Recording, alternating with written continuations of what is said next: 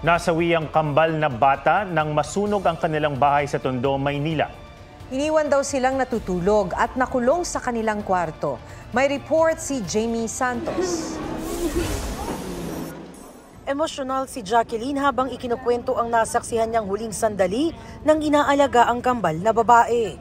Paglabas ko ng CR, then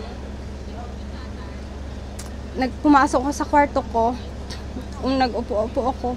Tapos na mamaya-maya, narinig ko yung dalawang bata, sumisigaw na. Then, sabi ko, bakit? Umakyat ako pag ganun. Tumakbo ako sa taas, umakyat ako. Pagkakita ko, umaapoy na yung bed, yung foam. Then, malakas na din pumuputok na yung mga wirings ng kuryente din. Yung dalawang bata? Yung dalawang bata nasa double deck na bed, pero yung double deck na bed may apoy na rin. Dahil daw sa laki at bilis ng pagkalat ng apoy, di na niya nailigtas ang 5 taong gulang na kambal. Nakulong ang mga bata sa kanilang kwarto sa ikalawang palapag ng bahay kung saan sumiklab ang sunog. Ayon kay Jacqueline, pinatulog ng isa pang yaya ang kambal saka ito umalis ng bahay. Nagluto muna ako ng kanin, tapos yun, pumasok na sa CR. That time, alam ko talagang tulog na yung mga bata kasi tahimik lang. Ang kasamahang yaya ni Jacqueline, hinimatay nang malaman ang sinapit ng mga biktima. Sinubukang hanapin ang mga bata kahit lumalagablab pa ang apoy. Ang ina ng kambal, ilang beses ding pumasok sa nasunog na bahay para sa mga anak. Nung nag-subside na yung init at yung apoy, din nakita natin sila nandun sa may bandang room. Sa second floor.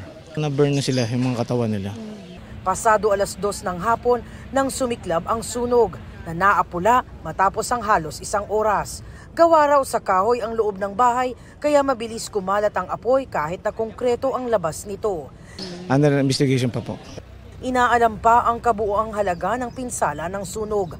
Dumating naman ang isang pari para basbasan ang katawan ng mga bata habang hinihintay na makuha ng punerarya.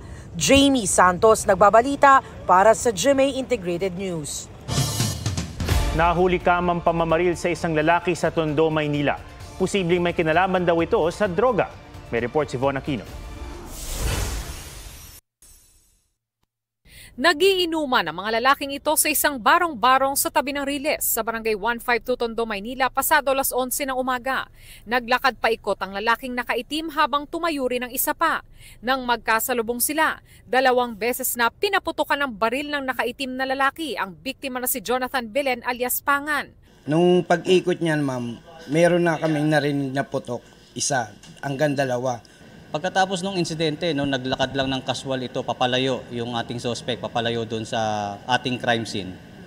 Itong mga kasamahan niya naman na umiinom ay tsaka na tumawag ng tulong. Makikita rin sa CCTV na hinalikan pa ng suspect ang isa sa mga lalaking itago natin sa pangalang Noel.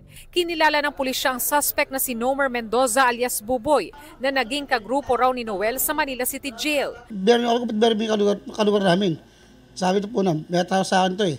Ako saan, di mo binan, harap pa, kainin mo mga tao, patay mo, dadami mo. Tapos natraw sa akin yan, bed na yan. Sa investigasyon ng Manila Police District Homicide Section, 2 tama ng bala sa mukha ang tinamo ng biktima.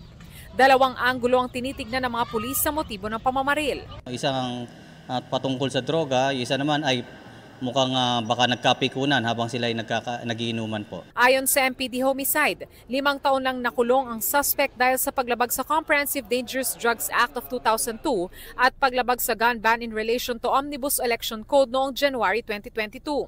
Patuloy ang pagtugis sa kanya. Wala namang kasalanan sa iyong kapatid ko. Hindi man lumilinya sa pagtitinda ng droga yan. Gumagamit, nandun tayo. Pero para patayin mo ng ganun na lang, hindi man yata makatao yung ginawa mo. Von Aquino nagbabalita para sa GMA Integrated News. Posible pang masundan ang taas singil sa kuryente sa susunod na buwan. Dahil yan sa utos ng Energy Regulatory Commission na pwede nang singilin ng mga planta ang bahagi na ibinenta nilang reserve power noong Marso. Narito po ang aking report. Tila nasa jackpot round ng isang contest si Hazel La Chica. Pero ang kanyang nire-reveal, hindi ang grand prize kundi bill sa Meralco. Ang karaniwan niyang 11,000 pesos na bill sa kuryente umabot ng 16,000 ngayong buwan. Ang magkakapit-bahay na ito naman sa Quezon City, idinadaan sa tawanan ang kanilang bill, pati kung saan kukuha ng pambayad kay Judith o due date ng bayaran. Pakitaan ng resibo kung magkano. Alam mo sa kanya, magkano resibo mo. Magtataka yung isa. Sasabihin, bakit sa akin bumubli? At tanungan po kung saan kami kukuha. Si Judith talaga. Hindi na Marites, Judith. Mataas talaga ang konsumo ng kuryente tuwing tag-init at asahang lalaki pa ang electric bill dahil sa ipatutupad na taas singil. Tumaas kasi ang generation charge, transmission charge, taxes at iba pa. Lahat ng ito ipapasa at babayaran ng mga consumer. Pero hindi lang Meralco ang may taas singil. Sa survey ng Philippine Rural Electric Cooperatives, 31 kooperatiba ang nagsabing may taas singil sa kuryente. Pinakaapektado ang Region 6 o Western Visayas at Region 1 o Ilocos Region. Distributor lang sila ng kuryente, taga-kolekta, taga-remit. Ang worry lang talaga namin is hindi maintindihan ng mga consumers. May ilang electric cooperatives na pinag-aaralan ng installment plan para sa mga hirap magbayad. Pwede naman kaya ito sa Meralco? Wala kaming ganung mechanism. Ang taas singil posibleng masundan pa sa mga susunod na buwan.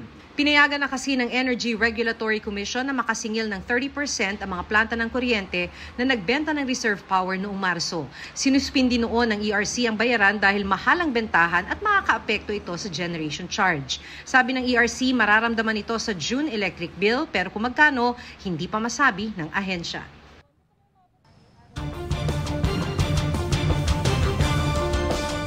Anim ang patay kabilang ang isang sanggol matapos masangkot sa karambola ang sinasakyan nilang tricycle sa Quezon. May spot report si John Consulta.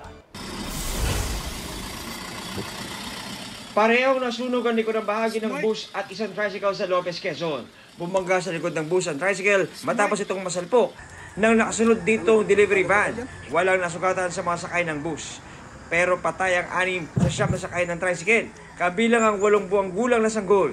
Sugatan ang driver nito at kanyang anak. Nasa kustudiyan na ng mga pulis ang driver ng delivery van na humihingi ng tawad. Medyo mabilis yung takbo ng truck ko. Hindi kinaya ng preno. Kaya nabangga mo yung tuktok, sir? Oo, kaya nasagi ko yung ano.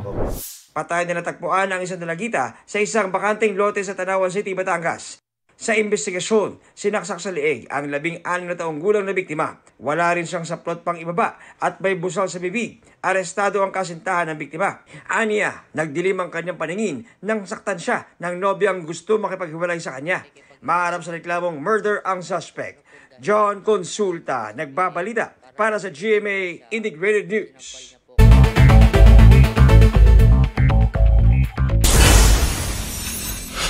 Mga unconsolidated jeepney huhulihin na simula bukas. Ngayong araw kasi ang deadline ng 15 araw na palugit ang pamahalaan pagkatapos ng April 30 consolidation deadline.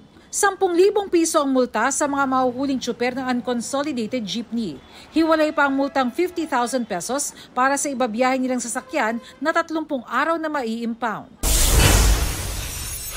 Austria nangangailangan ng mga skilled at professional na Pinoy. Para sa mga skilled workers sa hospitality industry, hanggang 186,000 pesos ang alok na sahod.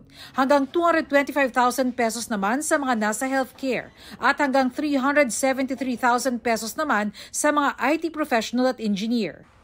Pwede rin maging permanent resident, magka-access sa healthcare at ibang social services. Ang mga kaanak, pwede rin magkatrabaho sa Austria. Bernadette Reyes, nagbabalita para sa GMA Integrated News. Biyaheng Panatag Shoal ang grupong Atinto para igiit na tanging mga Pinoy lang ang may karapatan sa exclusive economic zone ng Pilipinas. Namigay ang grupo ng gasolina at grocery items sa mga mangingisda sa West Philippine Sea. Naglagay din sila ng mga boya na may katagang Atinto bilang tanda na bahagi ang karagatan ng EEZ ng Pilipinas. Habang papalapit sa Scarborough Shoal, may 2 barko ng China na lumapit sa convoy. Ayon sa ilang maritime observers, nagdagdag ng mga barko ang China sa Panatag Shoal base sa mga satellite image. Isang eroplano ng Philippine Coast Guard ang lumipad at namataan nito ang halos 20 barko ng China sa Panatag Shoal. 4 na beses na ni-radio challenge ng China ang eroplano ng PCG. Ayon sa China, controlled area nila ang Panatag. Dinagdagan na ng 2 PCG vessel ang escort sa convoy ng Atinto na inaasahang makakarating sa Bajo de Masinloc mamayang madaling araw.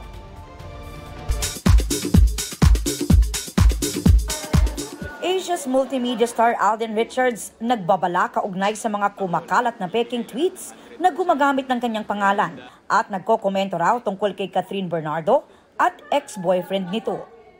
Kahit kailan po hindi po ako mag-comment ng kahit anong defamatory words to someone na hindi ko naman masyadong nakakasama at wala naman akong karapatan na manghusga sa taong tinutukoy dun sa mga fake tweets na kumakalat.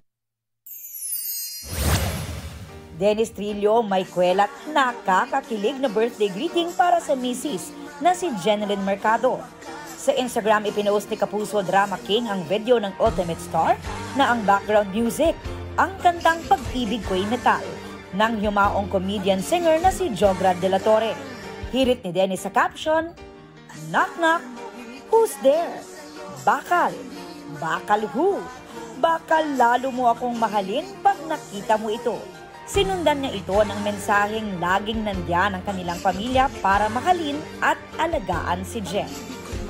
Aubrey Carampel nagbabalita para sa GMA Integrated News.